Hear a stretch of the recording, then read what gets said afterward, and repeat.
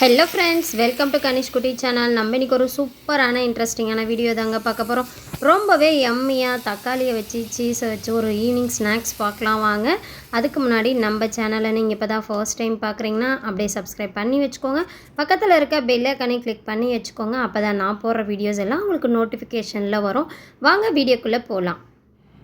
நம்ம இந்த evening snacks செய்கிறதுக்காக ஒரு வெங்காயத்தை இதே போல் நீட்டு வாக்கில் கட் பண்ணிவிட்டு சின்ன சின்னதாக கட் பண்ணி எடுத்துக்கலாம். நமக்கு டெய்லியுமே ஈவினிங் ஸ்நாக்ஸ் என்ன செய்கிறது குழந்தைங்களுக்குன்னு ரொம்பவே கன்ஃபியூஸாக இருக்கும். கண்டிப்பாக இதே போல் செஞ்சு கொடுத்து பாருங்கள், ரொம்பவே விருப்பமாக சாப்பிடுவாங்க. இதே போலவே ஒரு தக்காளி எடுத்து சின்ன சின்னதாக கட் பண்ணி எடுத்துக்கலாம். நம்மளால் எவ்வளோ நைஸாக கட் பண்ண முடியுமோ அவ்வளோ சின்ன சின்னதாகவே மெலிசாக கட் பண்ணி எடுத்துக்கலாம். விதைகள்னால் அப்படியே இருக்கட்டும், எடுக்கணும்னு அவசியம் இல்லை. சாப்பிட்றப்ப நல்லா புளிப்பு சுவையில் நல்லாவே இருக்கும். இதே போல் 2 சீஸ் எடுத்துக்கிறேன். மேலே இருக்க கவரை எடுத்துகிட்டு தூள் பண்ணி இதிலே சேர்த்துக்கலாம்.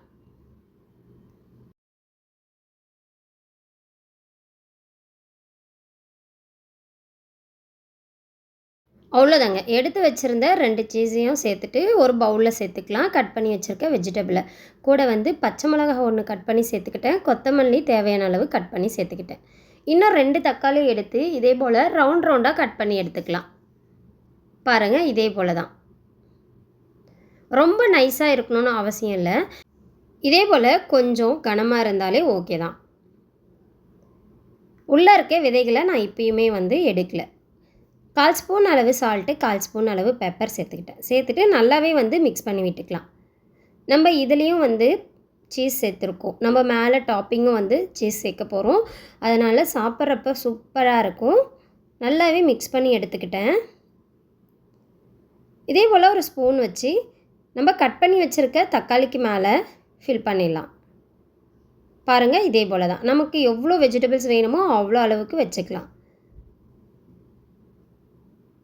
இதுக்கு மேலே சீஸ் வச்சுக்கிறேன்.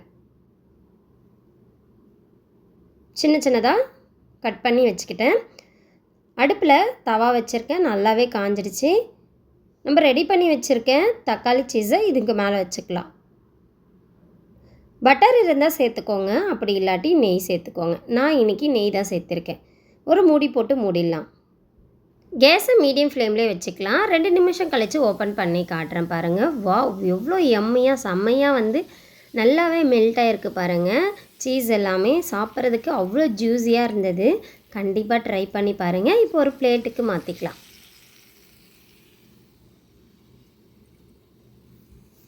அவ்வளோதாங்க, சூப்பராக சுட சுட ஈவினிங் ஸ்நாக்ஸ் ரெடி ஆகிடுச்சு.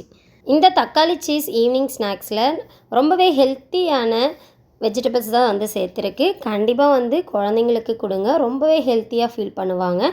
இந்த வீடியோ உங்களுக்கு பிடிச்சிருக்கும்னு நினைக்கிறேன். பிடிச்சிருந்தால் லைக் பண்ணுங்கள், ஷேர் பண்ணுங்கள், சப்ஸ்கிரைப் பண்ணுங்கள்.